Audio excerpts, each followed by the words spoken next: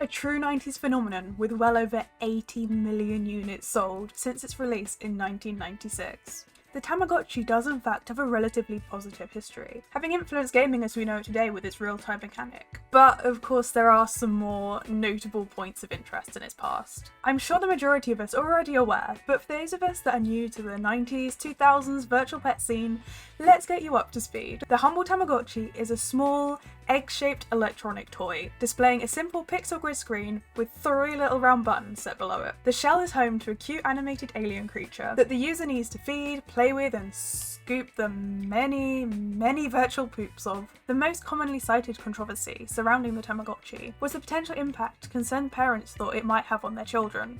I mean, they were its key audience. These kids were being handed the pressure and responsibility of keeping alive a small, helpless pet, and then, often not so long after, they'd have to mourn its untimely demise. Some believe this was unhealthy and would cause children problems later down the line with regard to their emotional and mental state. Surely though, it could be looked on as a positive way to introduce the concepts of death and loss to children who may not have experienced it before, and in a way less great than it could possibly have been introduced otherwise.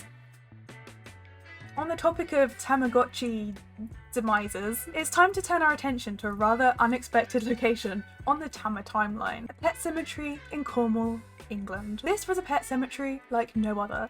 In 1996, owner Terry Squires diversified its takings by fencing off a specific area for the burial of electronic pets. I found an article from CNN back in 1997 detailing how 14-year-old Danielle Perrin was at the cemetery burying her Tamagotchi, saying she wanted to remember her pet as it was and not as it would be if she had to reset the gadget. Very respectable, Danielle. Reportedly, Terry also carried out burials for Tamagotchi lovers in Switzerland, Germany, France, Canada, and the United States. I also saw that it had various requests from Japan too.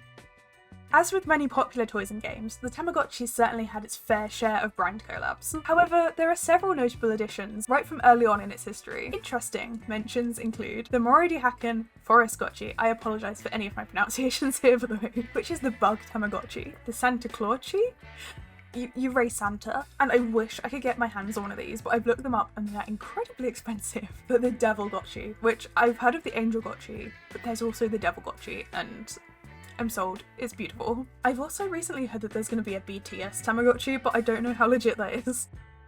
Now, when researching strange editions of Tamagotchi, I didn't think we'd be linking back around to how the Tamagotchi brand was sometimes a child's introduction to reproduction. The Tamagotchi Osuchi and Masuchi, Osu meaning male and Mesu meaning female, were a series of pink and blue Tamagotchis that were paired by the user to create new offspring. An excerpt from Tamagotchi.fandom.com reads, "The breeding icon is the 9th icon and allows the 2 units to connect and produce babies. This icon can only be used once a Tamagotchi has reached the adult stage and has aged at least 1 day. When it's ready to marry, it will dance back and forth across the screen with music playing, bit of a mating ritual. From there, the user must interlock the 2 and press the B button on both to begin the connection.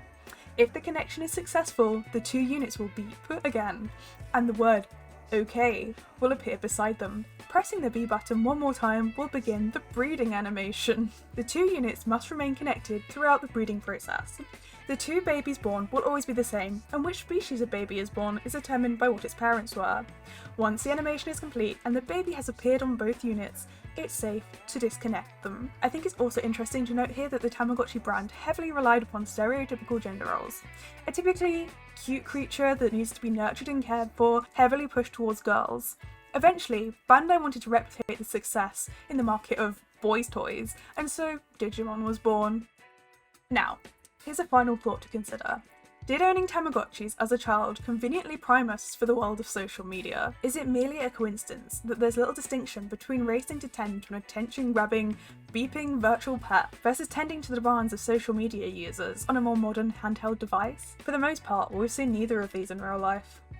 A little bit of a different video for me here. This is more the direction I'd like to move in. Let me know what you thought in the comments down below, and if you have any other sort of similar topics you'd like me to cover. I have some ideas, but always open to more. If you did enjoy this video, please don't forget to leave a like, /subscribe, /comment down below, and I will see you again in the next one. Goodbye for now.